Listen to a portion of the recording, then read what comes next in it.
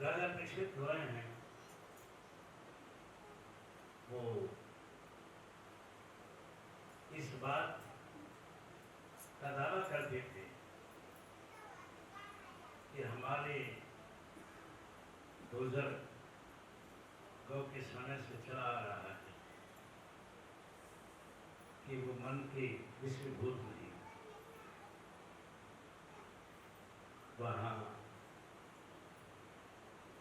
वशिष्ठ मुनि आए, कहा राजन इतना दावा मत करो, तो मैंने तो जो देखा है सुना है वो यही, कतई काम करना। कुछ समय के बाद राज दरबार में एक सौदागर आएगा, घोड़े बेच, उनमें से एक घोड़ा बहुत बांका हो, लेना नहीं, और अगर ले भी लो घुड़सवारी नहीं कर, और किसी कारण घुड़सवारी करनी पड़े दक्षिण दिशा में मत जाना।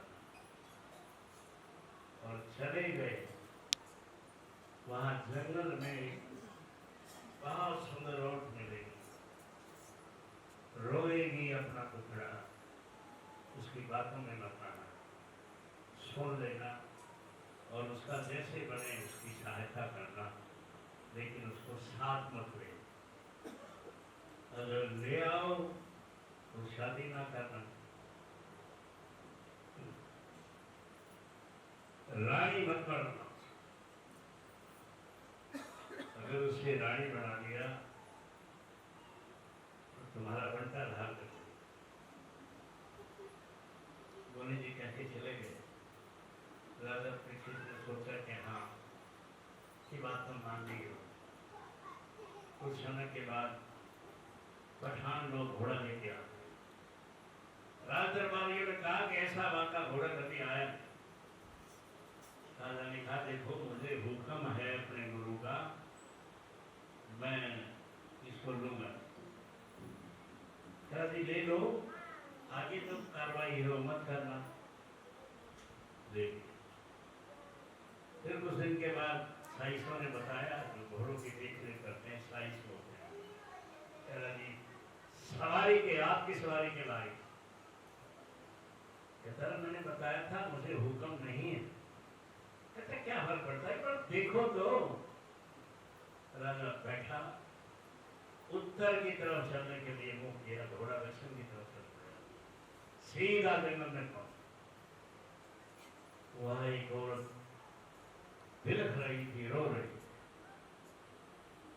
राजा को याद आया कि गुरुजी ने कहा था कि उससे बात नहीं करनी, लेकिन नहीं उसके बस की बात। पूछा कौन हो, दुखिया क्या बात है? कहता मेरे जैसे दुखी को दुनिया में है नहीं। कहता फिर? कहता मेरा दुख आप ही दूर कर सकते। सोचा कि चलो राज दरबार जगह चलते हैं, वहाँ नौकरानी बना दी, जिसका गुजर बसर हो जाएगा, और रानी नहीं बनाए।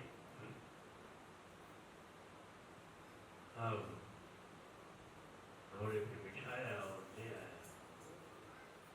सभी ने इस बात की तारीफ की कि बहुत सुंदर युवती है।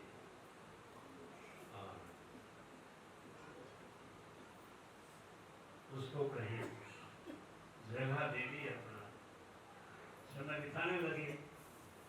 कुछ समय के बाद जो राजा के यहाँ राशियां होती, उन्होंने कहा कि जी ऐसी औरत हमने जिंदगी में नहीं देखी, बहुत गुण है, ये रानी बन जाए तो वाह वाह।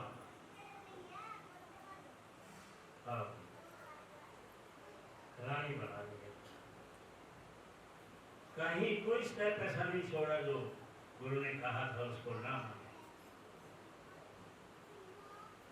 अब कुछ समय बीता तो रानी साहिबा ने कहा कि गरीब से गरीब आदमी शादी करता है तो दावत करता है, अपने रिश्तेदारों को बुलाता है, उनका खान पान करता है, और भेज देता है।